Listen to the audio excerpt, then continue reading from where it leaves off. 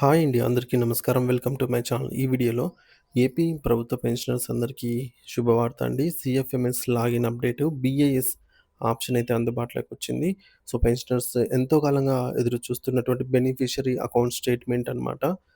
Present అందుబాటులో ఉంది. Already చాలామంది డౌన్‌లోడ్ చేసుకున్నారు. అది ఎలా అనేది కూడా చూద్దాము. ఇక ఆలస్యం చేయకుండా వివరాల్లోకైతే వెళ్ళిపోదాము. వీడియోలోకెళ్ళే ముందు వీడియోకైతే ఒక లైక్ చేయండి ఫ్రెండ్స్. ఈ వీడియోని తోటి పెన్షనర్ మిత్రులతో అయితే షేర్ చేయండి. కొత్తగా చూస్తున్నట్లయితే మన ఛానల్‌ని సబ్స్క్రైబ్ చేసుకోండి. సో, సబ్స్క్రైబ్ చేసుకోవడం వల్ల నేను చేసే ప్రతి ఒక్క వీడియో మీ వరకు రీచ్ అవుతుంది. ఇక ఆలస్యం చేయకుండా వివరాల్లోకైతే వెళ్ళిపోదాము. ఫ్రెండ్స్, ఇక విషయానికొచ్చినట్టయితే ఆంధ్రప్రదేశ్ రాష్ట్రంలోని గౌరవనీయులైన పెన్షనర్లు మరియు ప్రభుత్వ ఉద్యోగులందరికీ ఒక అద్భుతమైన శుభవార్త అండి. మనందరం ఎంతో కాలంగా ఎదురు చూస్తూ ఉన్నటువంటి సీఎఫ్ఎంఎస్ పోర్టల్‌లోని కీలకమైన సేవలు ఇప్పుడు మరింత మెరుగైన రీతిలో అప్డేట్ చేయబడ్డాయి. గత కొంతకాలంగా సాంకేతిక కారణాల వల్ల నిలిచిపోయినటువంటి కొన్ని ముఖ్యమైన ఆప్షన్స్ ఇప్పుడు మళ్ళా అందుబాటులోకి రావటం వల్ల ఆర్థికపరమైన లావాదేవీలను తనిఖీ చేసుకోవడం ఎంతో సులభతరం కానుంది. ముఖ్యంగా పెన్షనర్స్ కోసం యాన్యువల్ పెన్షన్ స్టేట్మెంట్ మరియు అందరి కోసం బెనిఫిషరీ అకౌంట్ స్టేట్మెంట్ బీఏఎస్ వంటి సేవలు మళ్ళీ పునరుద్ధరించబడ్డాయి. ఇది నిజంగా హర్షించదగ్గ విషయం. రాష్ట్ర పెన్షనర్లు తమ ఆదాయపు పన్ను వివరాలను దాఖలు చేయడానికి ఫామ్ 16 అవసరమని, దానిని సీఎఫ్ఎంఎస్ పోర్టల్‌లో అందుబాటులో ఉంచాలని ప్రభుత్వానికి అనేకసార్లు విన్నపాలు చేశారు. పెన్షనర్ల విజ్ఞప్తిని మన్నించిన ప్రభుత్వం ఇప్పుడు నేరుగా వెబ్‌సైట్ నుంచే వార్షిక స్టేట్మెంట్‌ను డౌన్‌లోడ్ చేసుకునే వెసులుబాటు కల్పించింది. దీనిని పొందడానికి మీరు మరలా మీ ముందు సీఎఫ్ఎంఎస్ అధికారిక పోర్టల్‌లోకి లాగిన్ అవ్వాల్సి ఉంటుంది. సో, లాగిన్ అయిన తర్వాత అక్కడ కనిపించే ఎంప్లాయీ సెల్ఫ్ సర్వీసెస్ ఈఎస్ఎస్ మనకు 3 టేల్స్ అనేవి ఉంటాయి. అక్కడ ఎంప్లాయీ సెల్ఫ్ సర్వీస్ లేదా ఈఎస్ఎస్ అనే ఆప్షన్ ఉంటుంది. సో, దానిపైన క్లిక్ చేయాలి. ఫ్రెండ్స్, మనం ఇక్కడ గమనించినట్లయితే pensioners annual statement for financial year 2024-25-26. So, ఇది మనకు ఫామ్ 16తో సమానం అనమాట.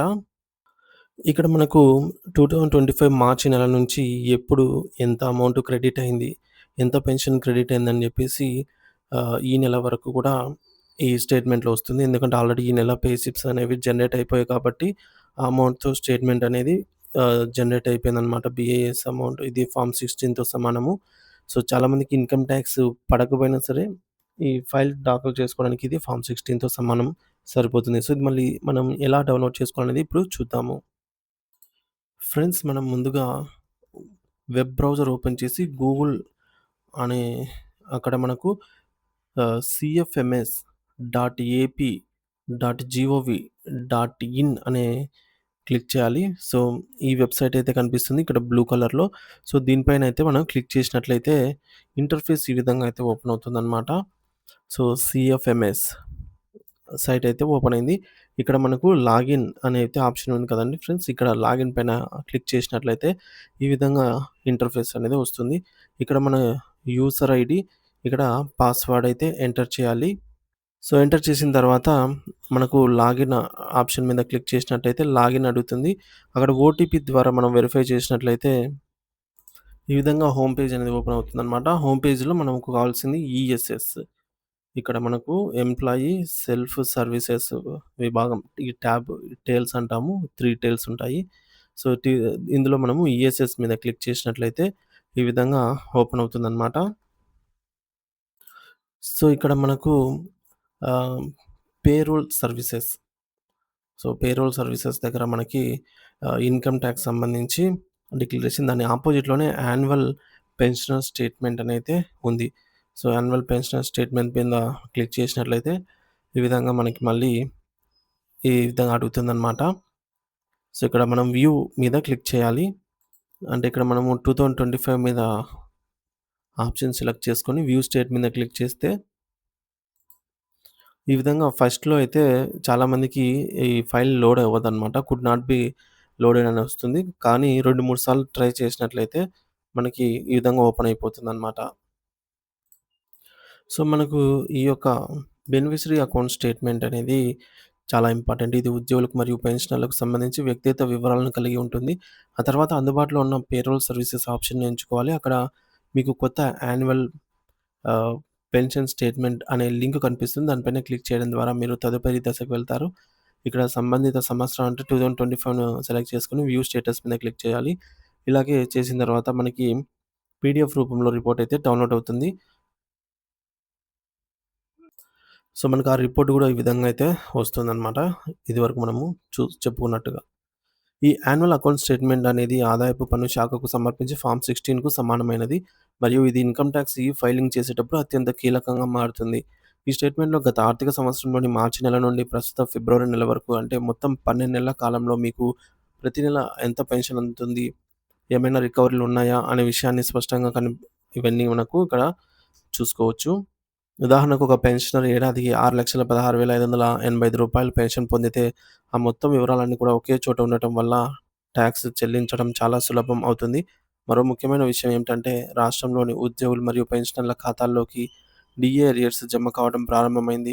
గతంలో సంక్రాంతి పండుగ సందర్భంగా ప్రకటించిన డీఏ బకాయిలకు సంబంధించి సుమారు 90% మొత్తాన్ని ఇప్పటికే నేరుగా బ్యాంకు ఖాతాల్లో జమ చేశారు. మిగిలిన 10% మొత్తాన్ని సీపీఎస్ ఉద్యోగుల విషయానికి వస్తే వారి ప్రాణ ఖాతాలలో జమ చేయడం జరిగింది. 2025 ఏప్రిల్ 28 నాటికి మార్చి నెలకు సంబంధించిన డీఏ అరియర్స్ చాలామందికి వారి ఖాతాల్లో కనిపిస్తున్నాయి. దీనికి సంబంధించిన వివరాలను కూడా మీరు ఆన్‌లైన్‌లో తనిఖీ చేసుకోవచ్చు. ఇక అందరికీ ఎంతో ఉపయోగపడే బెనిఫిషరీ అకౌంట్ స్టేట్మెంట్ అనే ఆప్షన్ కూడా ఇప్పుడు సీఎఫ్ఎంఎస్ లాగిన్‌లో ఎనేబుల్ చేయబడింది. ఈ ఆప్షన్ ద్వారా మీరు 2018-19 ఆర్థిక సంవత్సరం నుండి ఇప్పటి వరకు మీకు ప్రభుత్వం నుండి అందినటువంటి ప్రతి రూపాయి విలువ గూడా మనము అన్ని వివరాలు తెలుసుకోవచ్చనమాట. సో, ఫస్ట్ నుంచి గూడా మనము 2018 నుంచి స్టేట్మెంట్ డౌన్‌లోడ్ చేసుకోవడానికి వీలైతే ఉంది. ఏ నెలలో ఏ బిల్లు ద్వారా డబ్బులు వచ్చాయి, ప్రస్తుతం ఏ బిల్లు స్టేటస్‌లో ఉంది, ఏ స్టేటస్‌లో ఉన్నాయి అనేది కూడా విషయాలనేది చూపిస్తుంది. ఒకవేళ ఏదైనా పేమెంట్ ఇంకా ఖాతాలో పడకపోతే అది ఇన్ ప్రాసెస్‌లో ఉందా? లేదా ట్రెజరీ వద్ద ఆగిపోయి ఉందా? అనేది కూడా ఈ స్టేట్మెంట్ ద్వారా స్పష్టమవుతుంది. ముఖ్యంగా ఏపీజీఎల్ఐ, సీపీఎస్ మరియు జెడ్‌పీపీఎఫ్ వంటి పొదుపు పథకాల్లో మిస్సింగ్ క్రెడిట్స్ ఉన్న వారికి ఈ బెనిఫిషరీ స్టేట్మెంట్‌కు సంబంధించి ఒక వరప్రసాదం లాంటిది. గతంలో మీ జీతం నుంచి కట్ అయినటువంటి అమౌంట్ అనేది మీ ఖాతాలో జమ కానట్లయితే, ఈ సిస్టమ్ ద్వారా పాత బిల్ నంబర్‌ను సేకరించి వాటిని అధికారులకు సమర్పించడం ద్వారా ఆ మొత్తాన్ని మళ్ళీ మీ అకౌంట్‌లో క్రెడిట్ చేసుకోవచ్చు. గత కొన్ని రోజులుగా ఈ సేవలు అందుబాటులో లేకపోవడంతో పెన్షనర్స్ మరియు ఉద్యోగులు పడినటువంటి ఇబ్బందులను దృష్టిలో ఉంచుకొని ప్రభుత్వం ఈ నిర్ణయం తీసుకుంది. కాబట్టి పెన్షనర్ మిత్రులందరూ తక్షణమే సీఎఫ్ఎంఎస్ సైట్ నుంచి సందర్శించి సో, సీఎఫ్ఎంఎస్ సైట్‌లో మీ వ్యక్తిగత లాగిన్ నందు మీ యొక్క వార్షిక స్టేట్మెంట్‌ను డౌన్‌లోడ్ చేసుకోవాలని, మరియు మీ పేమెంట్ స్టేటస్‌ను ఒకసారి సరిచూసుకోవాలని కోరడమైనది. ప్రభుత్వం తీసుకున్న ఈ చర్యల వల్ల పారదర్శకత పెరగడమే కాకుండా పెన్షనర్లకు కార్యాలయాల చుట్టూ తిరిగే శ్రమ అయితే ఇప్పటికి తప్పిందని చెప్పవచ్చు. సో, వీడియో నచ్చినట్లయితే లైక్ చేయండి. ఈ వీడియోని తోటి పెన్షనర్ మిత్రులతో షేర్ చేయండి. Thank you for watching this video. మీ అభిప్రాయాన్ని కామెంట్ ద్వారా తెలియజేయండి ఫ్రెండ్స్.